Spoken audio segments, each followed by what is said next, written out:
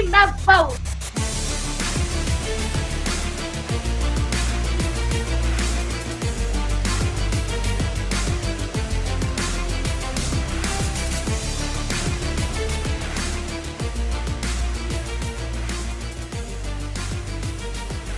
Court is in session with Ryan in Sacktown on If You Don't Like That.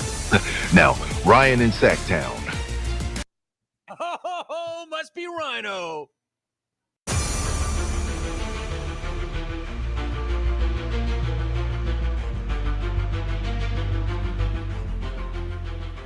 Hi. Hi. The Jungle Tourette's is running strong today on a Monday, a Veterans Day Monday. How's everybody doing? Coming off of a huge Kings victory last night in Phoenix. A lot to talk about, but not much time to talk about it. We're only here for about an hour today, and then we're back right here at 4:15 with the pregame show because the Kings hit the court again against the San Antonio Spurs tonight. In fact, the Kings are going to be playing twice tonight. They're going to be playing at the same time. Has anybody caught on to that yet? We'll talk about it more later in the show, but how was your weekend? What is going on? Again, a very happy Veterans Day to all those that have served our country. Pick up the phone. If you know a veteran, if you see a veteran, tell them Happy Veterans Day. Thank them for their service. I've made a point to try to teach my son about thanking those who have served our nation. It's the reason that people like me get to chase a dream and be up here on Grant Napier's channel, having a show, talking about the Kings. It's why you get to do what you do. It's the ultimate sacrifice, serving our nation. So pick up the phone, tell somebody Happy Veterans Day. I know there are lots of veterans that watch this show. One in particular who participates heavily in this show, Haunted Horse. Happy Veterans Day, brother. Happy Veterans Day. I know dude was going to go cash in on his free burger at Red Robin today. So, yeah, if you're a veteran, go check out the VA website, by the way. Ton of places where you can get taken care of today. It should be every day. Why does it have to be one day out of the year? Anyways, getting back to it. So, any vets out there, Happy Veterans Day from the bottom of my heart. Again, we are only going to go about an hour today because we are going to have pregame at 4:15. It's the Kings and the Spurs. I have one guy that I am particularly worried about in that one, and it's probably not the name that you all are thinking about. Also, you can call the show if you would like. We already got somebody on hold. We'll get to them in 1 second. We're brought to you by Bennett's West Side Grill in Rockland, their third location in the greater Sacramento area. Go to Bennett'sRestaurants.com. Learn more about their prime cuts of seafood, steak, and much more. Love their specials. Did you make it out for brunch this weekend? Like I've been saying, you got to go try the brunch. Great deals at brunch time. Patrick, what's up, my man? All the way from Long Island. How you doing today?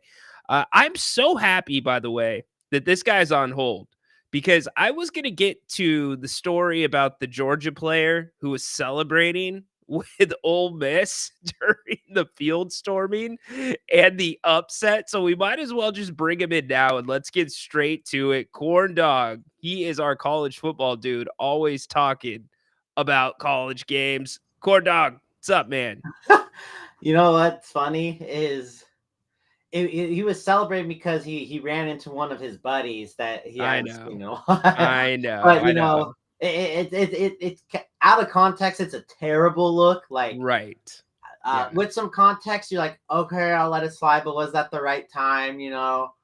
But yeah, that's just funny how that is just blown up right now. Kirby Smart hammered him today in his press conference.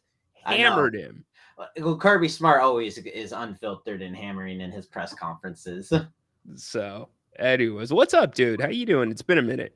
You know, pretty good. I did catch that Kings game, you know, versus the Suns. DeRozan just went off in that fourth. I mean, typical DeRozan, but the overtime period. What the hell are we doing? I was getting ready for the post-game show to talk about the Kings stretch from 3:04 in the third quarter all the way until pretty much the first time out in the fourth quarter. They went almost 5 minutes without making a basket. Now, they had a couple free throws in between, but then they grind it out. They get it to OT. Keegan Murray killing it on the boards. And DeMar and Fox, they pick up the team 16 in OT. The Kings go 7. They score on 7 of their 8 possessions in overtime. Incredible. Yeah, and these West standings are nuts still right now. The injuries in the West are nuts. Yeah, I mean, we have 5 teams at 6-4, 3 teams at 8-2. Like, this might be like the bracket for the rest of the way, where it's going to come down to tiebreakers on your seeding. It 100% is going to be like that in the West. And you've got your surprises, right? Golden State, probably the story of the season so far, in my opinion. Oklahoma City, they just lost Chet Holmgren. Broken hip. Zion out indefinitely. Hamstring. It just goes on. Oh, well, Zion's one that not a surprise.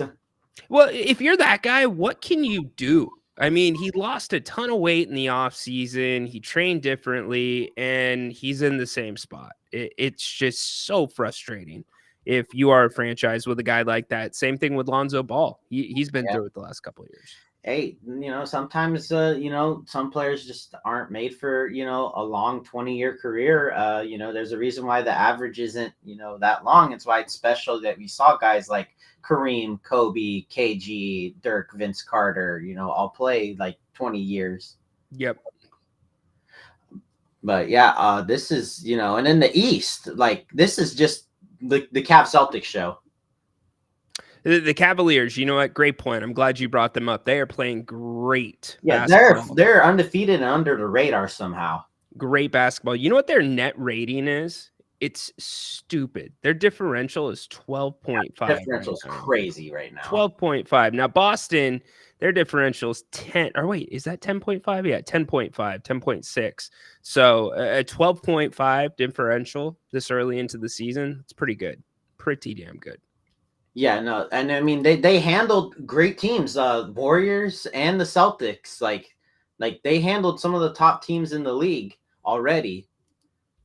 Like, it's not like they were playing, the cupcakes. Like they had 2-2 versus Milwaukee. Sure, Milwaukee's record's not great, but Milwaukee still has a good roster. Indeed, and that's going to be a team to watch. What are they going to do with that roster? Are they going to blow that thing up? It seems about time that you blow it up. You've got Middleton on a big contract. What do you do with Giannis? You're going to keep building around him. I think Giannis and Milwaukee have gotten the best out of each other. They've gotten their championship. It's probably time to start looking at what you can get for him at this point, because I just don't see him being competitive. Yeah, you can always, find a way to get out. It happened, back when Milwaukee had Kareem too. They had to get out from that too. Like, yeah, we won our championship, but obviously Kareem obviously wanted to be in LA or New York, because that's just the type of guy he was. Obviously, maybe find a spot where Giannis wants to go, do right by him, since he always was loyal to the franchise. I mean, he's been loyal to the franchise for the most part. I mean, he fulfilled his contract. I mean, how else has he been loyal? He's actually kind of a pain in the ass. For those that don't really know, he is a low-key, little bit pain in the ass guy, and a little bit dirty too. There's a lot of talk about that in the back hallways of the NBA. Yeah, that's just probably, some may be true, some may not be true. Just depends. But like I said, he's been good for the franchise. They got the MVP out of him in the championship, but they tried Drew Holiday. They tried Damian Lillard. They've tried, and it just seems like Boston's always ahead of them, and now the Cavs have gotten way ahead of them. New York's probably gonna now get back to being ahead of them. So maybe Giannis isn't getting younger. Injuries have caught up with him. So yeah, maybe it is just time to, just set the ship sail. I don't know what the market would look like. Well, first off, the Holiday trade was the end of their run as they knew it. Bringing in Dame for him and then Holiday ending up with Boston. Are you kidding me? But Giannis, he's kind of approaching that Kawhi Leonard territory. He's not played in the last 3 postseasons. Yeah, So up there with Embiid with that right now too. yeah, I don't know if I really want to touch him if I'm a franchise that's on the verge. It's actually a good question. Put it to the chat and everybody else watching. What do you think the market would be for Giannis? There obviously is one. So.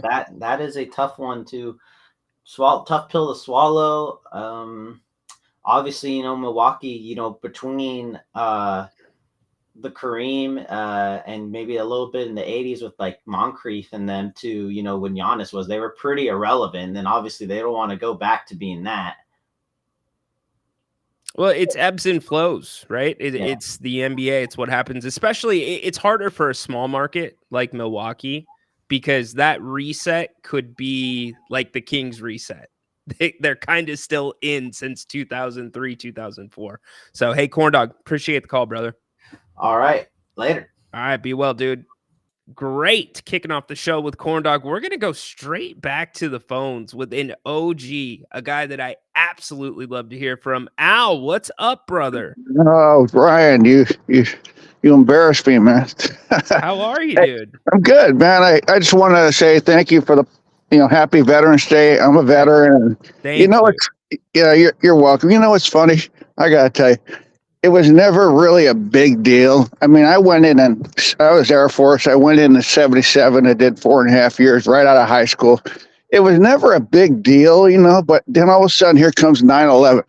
And after 9/11, we almost go to like hero status. Everybody, thank you for your service. When I'm more like, thanking the first responders and the nurses and, firefighters and police officers. But it is funny how it just took a whole new level with the veteran. But if you know any young people, your son or any young people, and they're kind of in a quandary like I was right out of high school, don't want to hang around and do the junior college, basic courses.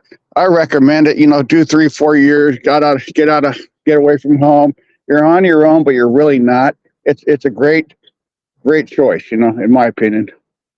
Absolutely. I can't, I didn't have, you bring up a great point. Honestly, I did not have the same respect that I had for the military. And I don't mean this as a disrespectful thing, but I didn't appreciate those that served really until 9/11, like you said. It's funny. I even joke about it. I'm sorry. Like, hey, I tell the family, I'm a hero now. So, treat me as such, but, I wanted to touch base a little bit of sports there. A great win for the Kings last night with DeRozan. You were right. Fox and DeRozan, man, it looked like a loss. You spoke to that long stretch of not scoring a bucket. I go, oh my God, this is just, and then they tied it up and then there were some interesting calls by the officials. I think Jerry mentioned this. I listened to the post game. I didn't get a chance to post anything, but how do you like what do you think on tonight's game with my Rams and Dolphins? How do you size this up? I was hoping Tua would still be hurt. I'm shameless, man. I'll take a win anywhere I can get it, man. I'm not like, but they were all hurt. Yeah. You know what, 10 years from now nobody's gonna remember that. All they're gonna see is one dub on my team. How do you size it up? I think the Rams are getting healthy at the right time. I can't trust the Dolphins. I get Tua's back, but he is one hit away. It's almost uncomfortable watching Tua play football, and I have no problem with him coming back to the game. But as a viewer, it's just like, oh man, like that next hit comes. But I like the way the Rams are, and they're in a division that's open, Al. That division is open, my Right, Ryan, our division is your team, we're all like, I think that Arizona whipped the sad Jets, and they're 6-4, and it's there for the taking. But I even think a wild card could possibly come out of the NFC West. You can make all the comments you want about the division, but I think a lot of teams' records like the Rams. You mentioned this a couple of weeks ago. The Rams were ravaged by it was ridiculous. The injuries early start of the season, and even before when we lost Jonah Jackson, this guy we paid $50 million pick up from Detroit offensive line, and then it just they all. But now, like as you point out, we got Puka and Cup back. Hopefully, Puka won't try to punch anybody. And we got our offensive line. A couple of guys coming back now. They found a kid. I don't do college, but this kid Bo Limmer, he's been playing center. He was a 6th round draft pick, and he's playing lights out for the last 3 weeks. Yeah. Sometimes when you get these injuries to your team and you're devastated, you find the nuggets in the rubble that you might not know about. Unless they were, when the team was healthy. So now they got Avila and Joseph coming back. They are definitely getting healthy. Stafford's struggling a bit, but who wouldn't struggle if you lose 2 receivers like Nakua and Cup?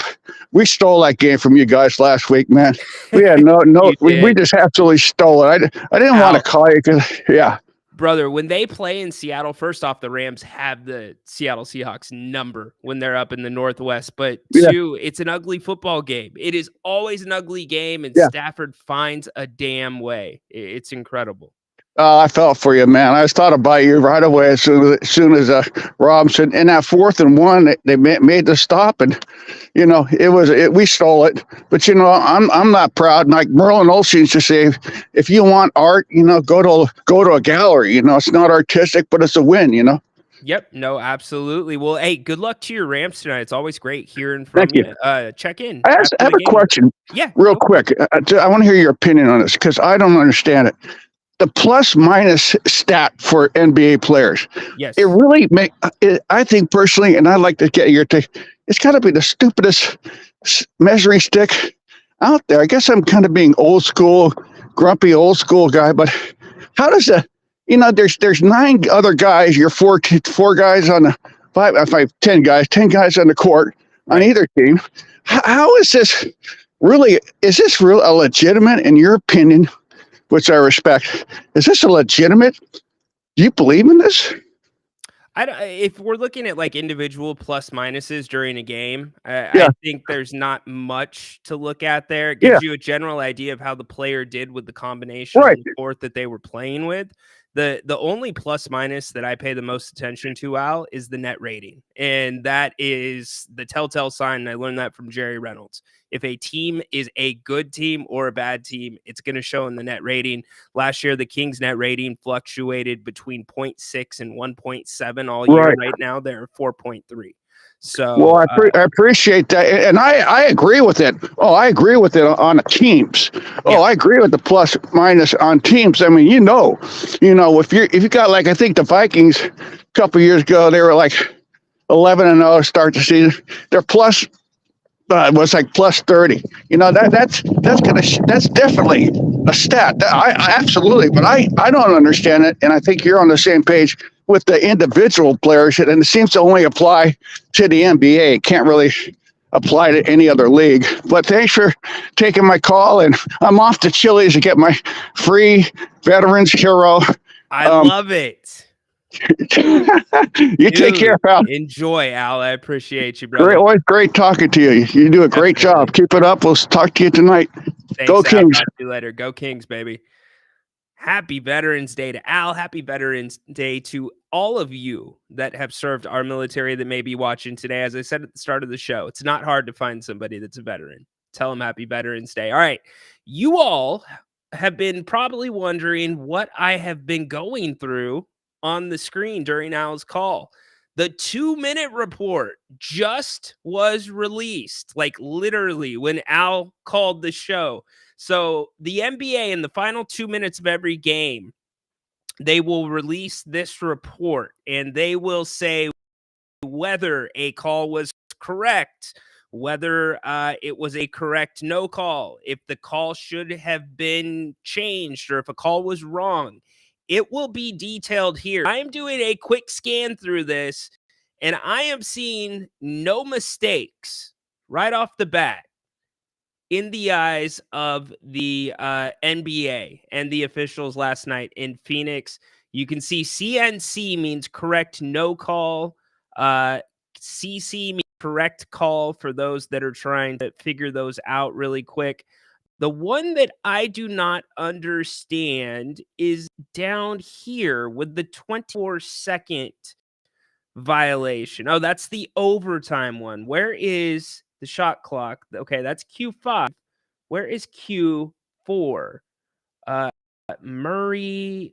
Okay, so there's the foul everybody's talking about. Murray grabs Booker during the throw-in, affecting forward movement. After communicating with replay center, it is determined that the foul occurred prior to. Okay, so it was the correct call in the eyes of the NBA. Here's my question. What about the freaking pulling guard, Mason Plumlee, that was boxing out and basically being an offensive tackle? That was a moving screen. That was not a set screen. But what about the shot clock? I don't see anything here. A shot clock last night off of First Read. Now I'm doing this live with all of you. So you can go check out the 2-minute report at your leisure. As I said, it just dropped right now. The 2-minute report just dropped. So they're saying that the officials pretty much got it right last night. What are your thoughts on that as my on-air sign went out? Guess got to change the batteries there. Good call from Al, but yes, interesting. More on that. We'll have more on that on the post-game or on the pregame show at 4:15. Again, just dropped. Everybody's been waiting for it today. Not that it matters. The Kings got the big victory last night in Phoenix, and they move on tonight to San Antonio. Also, your Stockton Kings. I said earlier in the show that the Kings are going to be playing at the same time tonight. Stockton Kings play the Valley Suns tonight in Phoenix. So they are kicking off their season as well. So you got double action for this Kings franchise tonight. Let's get back to the chat really quick, and then we're going to talk about last night. John, the Irish looked good, and the Cowboys looked bad. My man, Micah Parsons taking some today. How about them Cowboys? Yeah! Micah Parsons really taking some for criticizing Coach McCarthy. If you remember, Jarrah said he is not going to make a coaching change in season. He said that a few weeks back, and I can't wait for Jarrah's weekly interview tomorrow. It will be nothing but content for all of us. No, they did not. I agree with you. We are going to talk, or we're going to hear some audio from after the game as well. You are very welcome. Typo, not an issue. Daniel, what's up? I've been buffering from post-concussion, or suffering from post-concussion syndrome for 5 months. Makes me uncomfortable too. I think he should retire. He's a good chunk. Yeah, he does have a good chunk of money, and long-term, not short. Think that way. Daniel, I'm sorry that you are dealing with that. That is no joke. That is scary as shit. Yes, I cussed because it's that scary when you have a concussion and then you have post-concussion syndrome. Never had it. I know people that have had it, and it completely turns your life upside down. So, Daniel, I hope you feel better soon. And look, it's to his choice. It's his body. And we don't have enough information when it comes to concussions. I think we're starting to get more and more as the days go on. But for me, I don't pass judgment on whether he plays or not. It's just for me as a viewer, as a fan, it's very hard to concentrate on the game because I'm worried about the guy, super worried about him. Because yes, I mean, for any of us, it's like he has generational wealth. He has money that will stay in his family's bloodline for 3, 4, 5 generations. So why would you continue subjecting your body to that, especially when you have kids, right? You want to be able to play with your kids. You want to see them grow up, but at the same time, we're also not the competitors that they are, right? It's a different deck of cards that those guys play with. And honestly, Daniel, would you, and I'll pose this question to anybody else, the game that he had where he got his last concussion, That was one of Tua's worst games I can remember. I can't imagine any competitor walking it off on a game like that. That would be, especially when there's a choice involved there. I can't imagine Tua walking it off there. But I'm with you, dude. I hope you're able to recover from that soon and it goes away. Shoot, that's scary, dude. Thinking about your brother. John, fine with Parsons on this one. Yeah, I don't disagree with you. So let's talk some Kings and some Suns last night. We talked about it here and there with Sea Dog. Also, we're only going till 3 o'clock for a couple of reasons. One, I got to pick up my car. By the way, anytime, and what's your take on this, everybody? Let me know. The dealership's giving you a loaner car. Is it a good idea or is it a bad idea? Now, obviously, it's a great idea from their point of view. It's marketing, right? They're putting you in their newest model, right? But then it's like now you're exposed to the newest model. My wife, who is not okay, how do I put this? My wife really likes my car. She does not like the cost to maintain my car. And so that has been like a little bit of a push and tug here and there. But they gave us a loaner while they're repairing my car right now. And guess what? Now the wife's like, I want that car. I don't care about the gas mileage. I want that car. I love that car. And my wife never goes crazy over cars. So loaner cars, you almost can't take it. Just take the Uber. Don't bring the loaner car home. Then you've got the liability about, if you get in an accident. It's such a good marketing ploy. So where are you at? Are you taking the loaner car or are you taking the Lyft? What's the better deal there?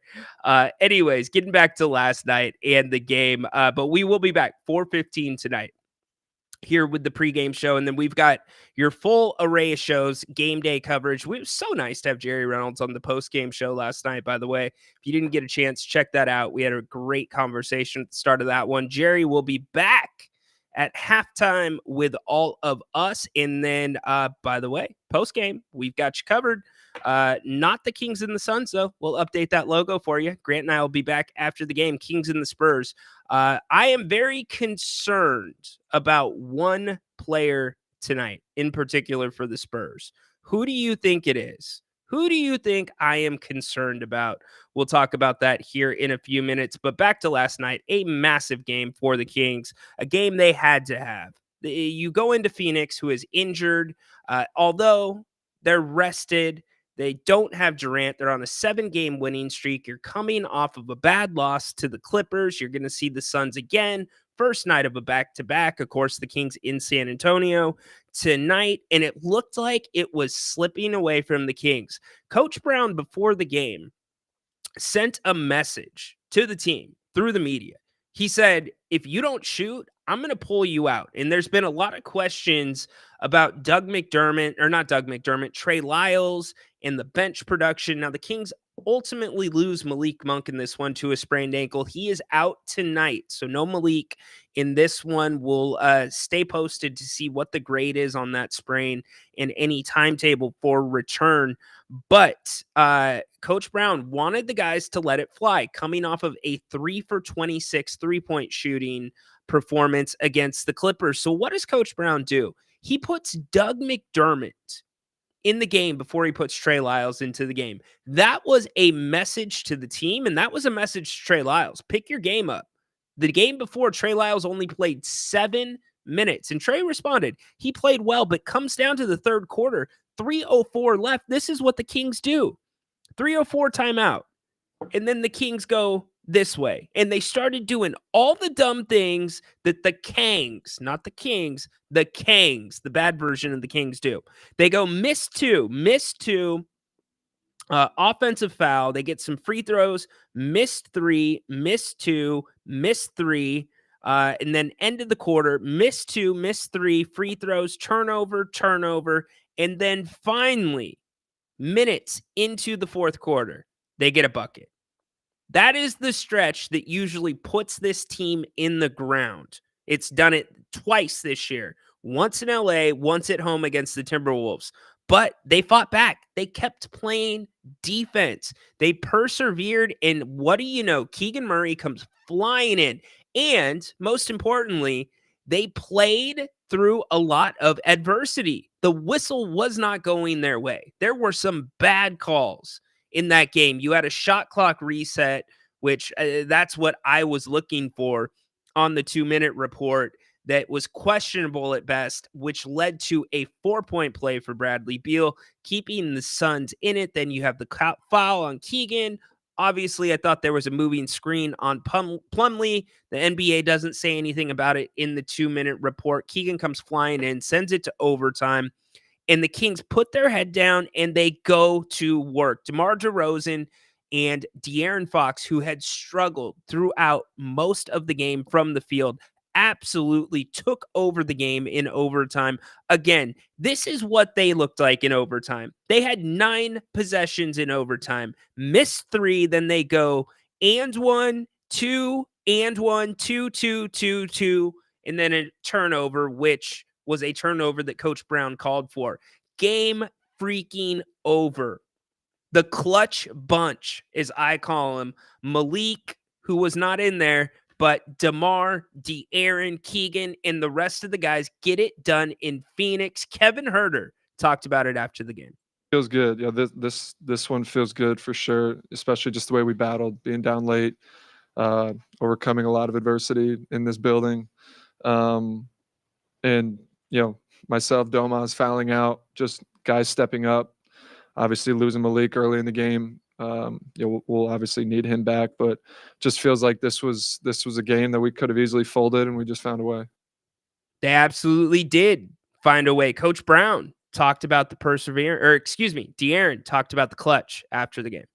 I mean, obviously, we want to be able to put 4 games together and be as consistent as possible, both at the same time. So it's not necessarily like a taking turns thing, but like he did like 3 or 4 in a row, and obviously like that stuff gets tiring. So he's like, "Yo, you take it here," and we were able to execute down the stretch, whatever play we wanted, whatever matchup we wanted. And before that, being able to come off, hit Keegan, and obviously Keegan hadn't shot the ball in a while, and he hits a big corner 3 for us. So we had a bunch of guys that were just ready, that stayed ready to play. Obviously, Kev fouls out, Domas fouls out, Keon comes back in the game, Trey comes back in the game, and those guys are ready. So I think it was definitely a full team effort. But everybody will look at the big buckets DeMar had or the big buckets I had.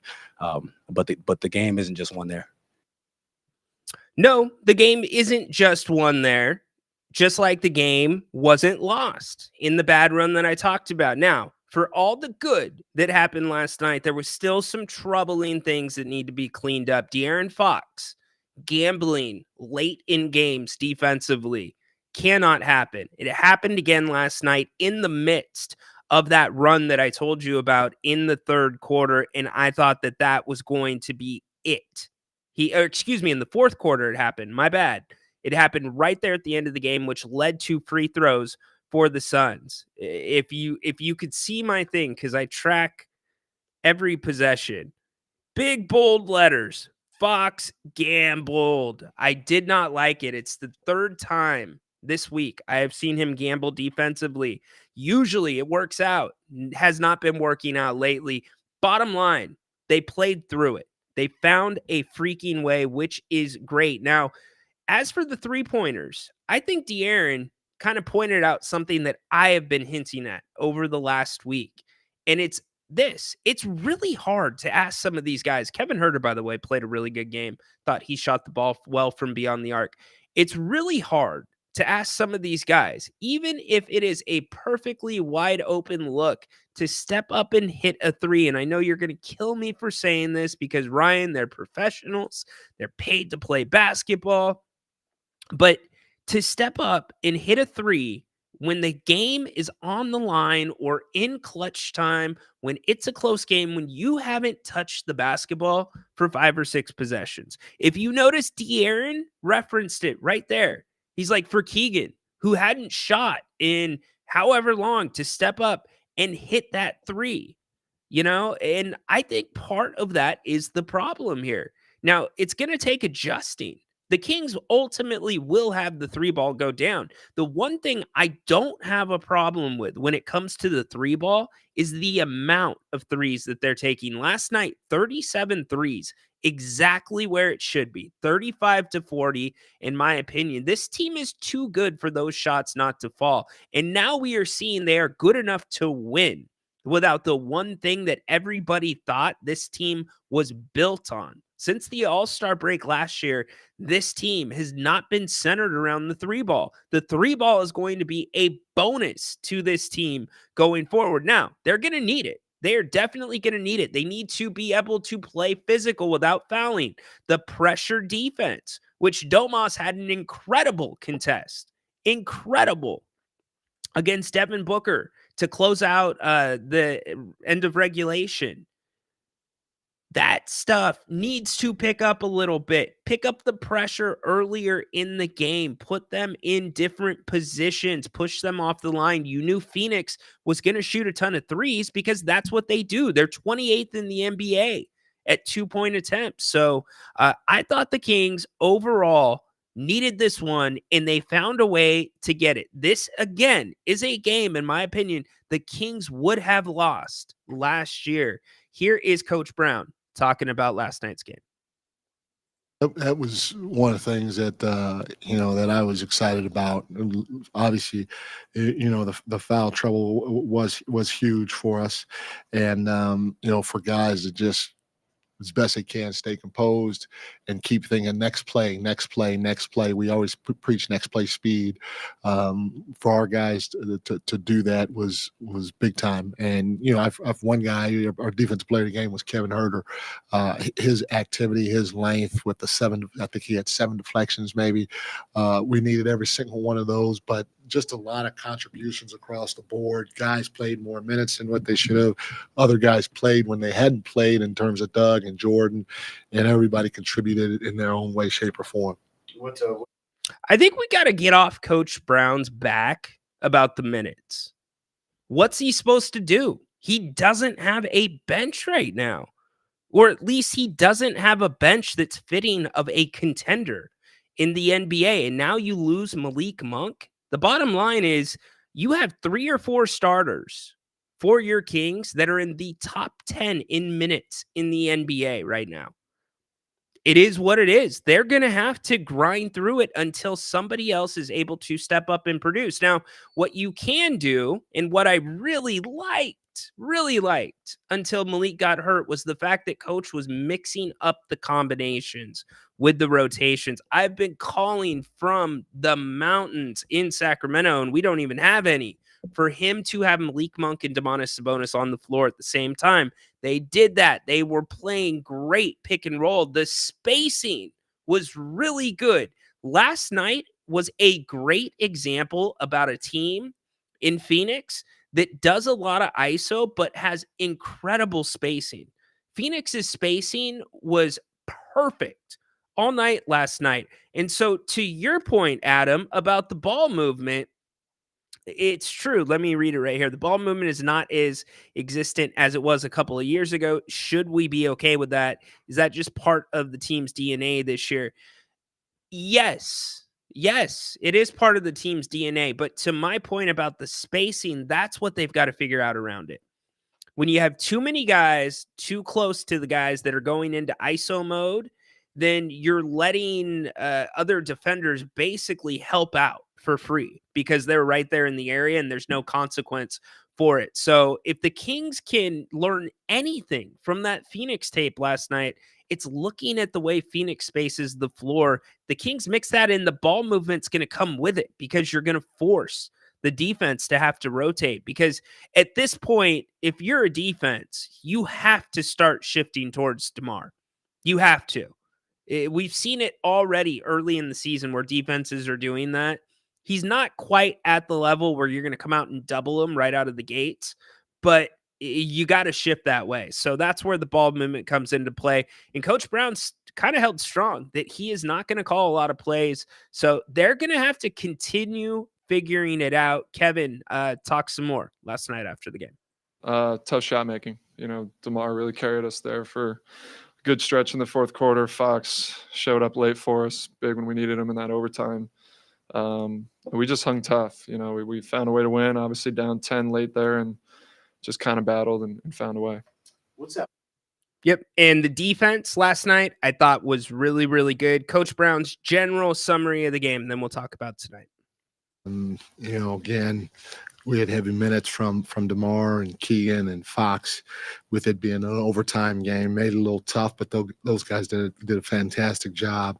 You know, Jordan, we threw him in for a minute, some change, and he was good in his time. You know, we always talk about guys staying ready, and he stayed ready. I thought Doug was good too. You know, Doug did exactly what we asked him to do. Is if you see any daylight at all, let that thing go. And you know, I still believe firmly that that ball is going to go in from us from the 3-point line. So we got to keep letting it fly, and you know, let it fly with confidence. But great job off the bench by Trey, getting 6 rebounds. I thought Foxy, he had a hell of a game. 21 points, 11 rebounds. That was big for him to rebound the way he did with 8 assists. Obviously, Domas with another double-double. You know, he just continues to stick his nose in there play after play after play, and just takes a physical pounding, but hell of a job with his double-double. And then, you know, Keegan, he's got the toughest defensive assignment all the time. And, you know, we're asking him to do a lot. We're asking him to shoot, to score, as well as rebound. And for him to get 14 rebounds, what a huge night, because we needed every single one of them. And, you know, I thought our guys overall defensively were really good. You know, they took 57 threes. We did a great job of trying to shrink the floor, make that paint look crowded while getting out to them and contesting the three. But there was no bigger contest than Domas's contest at the end of regulation. Whoever was guarding Booker, I can't remember who it was, maybe Keegan, he got cracked. Domas realized it, and he went on his own, switched out on the Book, and what a challenge. Is big time challenge by Domas on Book to end regulation. It's right. John Finch knows what I drive. He's been in my car. He went to a Stockton game with me last year. Yeah. That's what she wants now. Even though we'll see. Anyways, DJ, it's a great question. The Kings coming off an OT win and travel to San Antonio. Is this a letdown spot? You know, San Antonio played the Kings really tough last year, both meetings. In fact, San Antonio, the first meeting in San Antonio, they hopped out to like a 20-point lead in the first quarter. The Kings battled back, ended up winning that one. But San Antonio played them again very tough at Golden One Center. So I expect it to be a competitive game, and you don't really know what you're going to get with San Antonio. You don't. Some nights they look great. Some nights they look terrible. 4-6 on the season. They're just getting Devin Vassell back. And we're going to talk more about the Spurs at 4:15 on the pregame show. He was on a minutes restriction last game. Will that continue? We will see. I told you guys that there is one player in particular that I am worried about. Nathan thought it was Keldon Johnson. It is not. The player that I am worried about tonight is Chris Paul. Chris Paul has lit up the Kings traditionally, and not in the scoring column. It is the assist column. Chris Paul has been an assassin. If you had an all like Kings killer starting 5, Chris Paul is probably the point guard there. Look at some of these assist numbers during his career against the Kings. 12, 19, 12, 12, 12, 7, 6, 6, 4.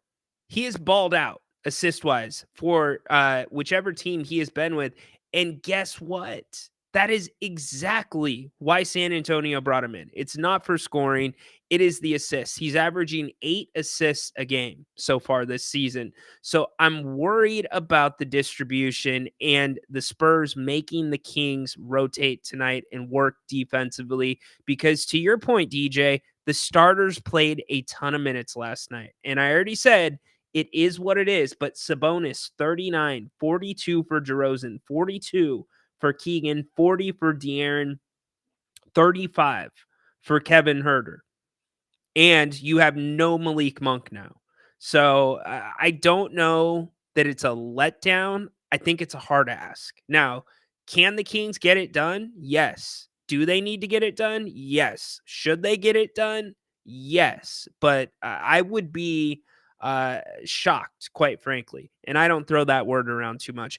I would be shocked if this was a game where the Kings led wire to wire and were up 20, 25, or 20, 25. Whoa, is that even possible? 20 or 25 points most of the game. I would be shocked. It's going to be close. It's going to be a grind. And here's the other problem. The Kings have had some issues playing physical without fouling. Domas is now fouled out in, not count them, not 1, not 2, but 3 games this season. 3 games in 10 games. And now the Kings are facing Victor Wembanyama, a guy who is an absolute freak. San Antonio doesn't do a ton right, but defensively, they are pretty darn good. They are 5th in the NBA in defensive rating.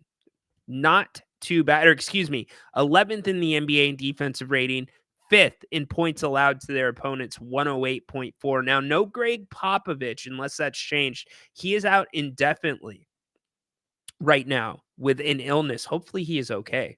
That is concerning, and Pop, a freaking legend in his own right. Hope is all is good for him, but it's just a tough ask tonight. You're gonna have to have somebody step up. I mean, not your normal crew. They're all gonna have to contribute more than they did last night. In terms of your role players in Kevin Herter, Keegan Murray, you need more scoring for them. But out of that bench group, I guess I'll throw Trey Lyles in there. You are going to need either Trey Lyles, Keon Ellis, Doug McLaughlin, or Doug McDermott, or Jordan McLaughlin to have a big night. One of those 4 is going to have a big night. And then one of those, I would say 2 of those 4. 2 of those 4 need to be in double digits. 1 needs to be probably a 20-point score to get it done. But again, the whole thing about playing physical without fouling, that's what worries me too.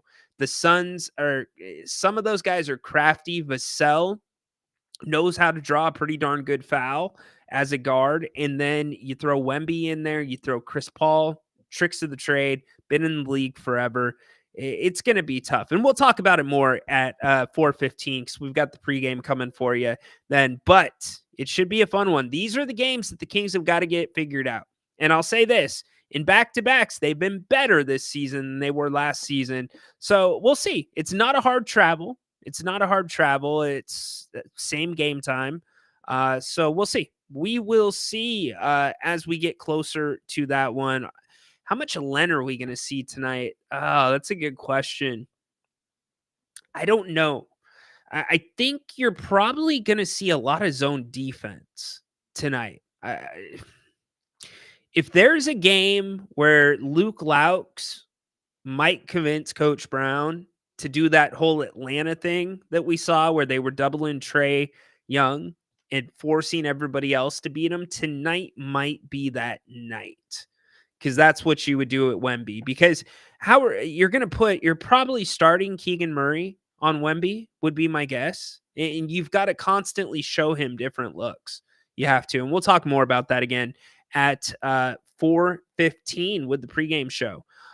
Can we see more than 4 players? Or let's see. Sorry, I can't see that. Can we see more than 8 players play? Yeah, absolutely. Absolutely. You had 10 last night get in. So Coach Brown's going to have to play a little bit of everybody tonight. And when I say everybody, within reason, he's not going to go to everybody that's dressed. But I would not be surprised if Coach goes 11 deep tonight. We'll see.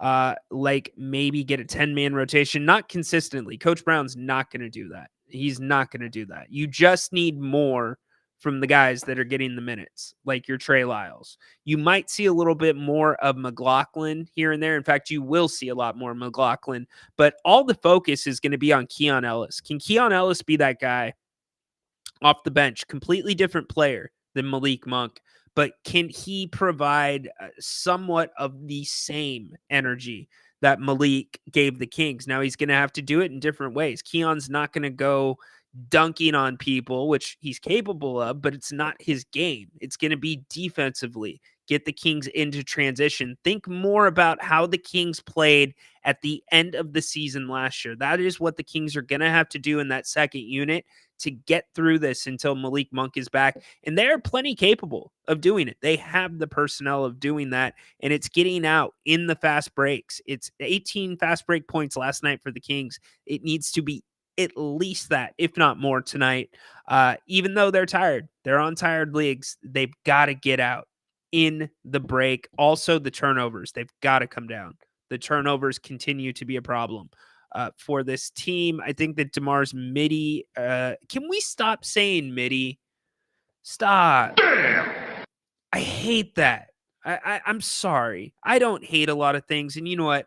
I shouldn't hate anything. I strongly dislike MIDI committee. I don't like that stuff. Oh my God, Adam, it's nothing personal, dude. Sorry, it's the light coming through on me right now. I don't like the MIDI stuff. Bring up Boogie Ellis. No, I don't think that is the answer. In fact, I don't even think. Hold on. Loading. Yeah, I guess you could, theoretically. You could. I was thinking about how logistically you could. Yeah, you could. You could. They won't, though. They don't need to. They won't. You would have to. You already have your two ways set. So, but not a bad thought, Dennis. Getting creative. No, you're not in the penalty box because you didn't know. But the MIDI committee, that kind of stuff, it's so stupid. I'm sorry. I'm not trying to be a Debbie Downer here. It's cringe. It is. It's freaking cringe, in my opinion. Anyways, getting back to it again. Kings tonight in San Antonio. We're back with the pregame show, 4:15 right here. And then don't forget, halftime, the one and only Jerry Reynolds will be with us. And postgame, we'll take your calls. We will get you all dialed in on what happened in the game. Hopefully, we are talking about a Kings W. We'll have more audio for you on the pregame show. We'll go more in depth on the Spurs as well. We'll definitely be taking your phone calls too. If you want to call on the pregame show, happy to talk to you before tonight's game, which tips off at 5 o'clock our time.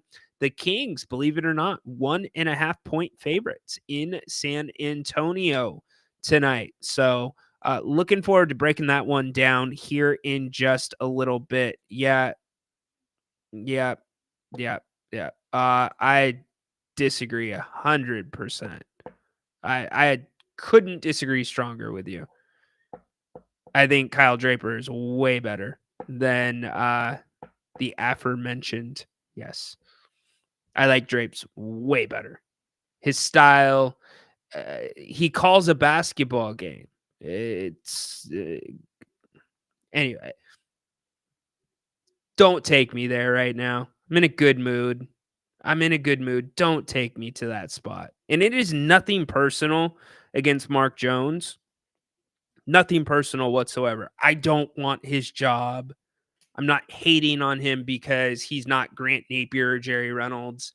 It is the approach. It is. Oh, you guys are taking me there. You're making me go silent. I've got to think about what I'm saying. Good time to get out. Anyways, I want meat drapes. Meat drapes. Did you mean to spell meat as meat? Damn. Meat drapes, Adam. Adam. Now you are in the penalty box, Adam. Come on, my man. Come on. Jay says Morgan is better than Katie. Look, Katie got thrown to the wolves. People don't. She went from sideline reporter to calling games. Do you know one of the most important things? One of the most important things to have a good broadcast is consistency. And she has no consistency in terms of a partner. She's bouncing back and forth. Stylistically, it changes everything for her when you go from Mike Jones to Kyle or Mike Jones. Mike Jones? Anybody remember Mike Jones's phone number? I used to like that song. Anyways, we're getting way off track. But no, like she has to be different when she's with each person because they're completely different. In fact, Mark Jones tries to do Katie's job. It's too much. So, anyways, we're gonna get out here, and here comes the comments. And everybody thought Drapes and I had a beef last year. We do not. There is no beef with Drapes and I. Maybe Drapes doesn't like me. Yeah, good job. Good job.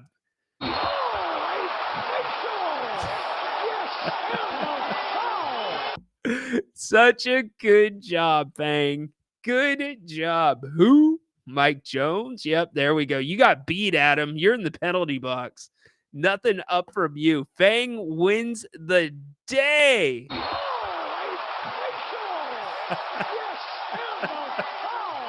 So good, Fang. I love it, buddy. Good freaking job right there. Anyways, we'll get to this one and then we're gonna get out. Alex says never met Jones, but Draper a bunch of times in the game at the games, and he's great. Never tried to rush out of a convo. Super cool dude. Jones reminds me of Jerry the King Lawler trying to put stuff over. I 100% agree. 100% agree. You know, where he lost me was last year on a broadcast talking about, oh, now I'm going to miss my flight out of Sacramento. And like, if there's one fan base, you don't want to do that because the game was going into overtime. It's Sacramento. So don't act like you're one of ours. I accept Drapes as one of ours. I do not accept Mark Jones as one of ours. When you're talking about can't get out of this town now, what am I going to do about my flight? Kyle Draper, the passion comes across. Mark Jones, it feels like a paycheck. That's all I'll say. That's all I'll say. Feels like there's agendas there, getting your sayings over. And if that's your style, let it be your style. Now you guys are taking me there, dang it. If that's going to be your style, let it be your style across the board. I challenge everybody here to go listen to Mark Jones do a national telecast on ESPN and tell me if you hear anything that he says on the Sacramento broadcast, on a national broadcast. Never. Dude changes his style for whoever the audience is. I don't like that. Anyways, all right. Give us, if you're Mark Jones, give us your national style. I don't have a problem with his national style. I have a problem with your Sacramento style. Why are they different? That's my question. But I can't ask that question because I'm blocked on X. All right. Fang wins the day again. What a great comment. Who? Mike Jones. Such good stuff. Ja Rule. What the hell happened to Ja Rule? All right, y'all. We are going to be getting out of here because we are back at 4:15 and there's going to be no more announcer talk. We are going to strictly talk Kings and Spurs as the sun just comes all over my face right now. Grant would yell at me right now if he saw this broadcast. This is a big no-no, according to the Grant Napier School of Broadcasting. So, anyways, make it a great one. Thank you all so much for being here on a Tuesday. Or on a Monday. It's nice to be back at the 2:00 time slot. Remember, we are going to be on mostly at 1:00. 1:00 during the weeks because of the Kings games and also because of our other telecasts here on If You Don't Like That. Jerry Reynolds on Wednesday, Sean Salisbury on Wednesday. Jay, dude, I got to get out. You got to make it quick. Let's see. Jay, I I got just 1 wanted to minute keep for you. I just wanted to keep Rhino on. Stay on. I can't, dude. I got to go get my car. Oh, all right. Well, light the beam tonight. I'll be back later. Just wanted Yeah. to see how long we can keep Rhino on. Well played, buddy. All All right, right. dude. Be well. All right. That is it. We will see you guys at 4:15. Rhino in the penalty box. Why am I in the penalty box? Yes, for the light. I'm definitely in the penalty box for that. Looking forward to it. Thanks for being here. Appreciate all of you. Can't wait to see you in about an hour and 15 minutes. Kings and Spurs pregame show. Looking forward to it. Go Kings. Light the damn beam. Stay the hell away from Levine. We are out of here. See you in about an hour and 15 minutes for Kings Spurs pregame. So long.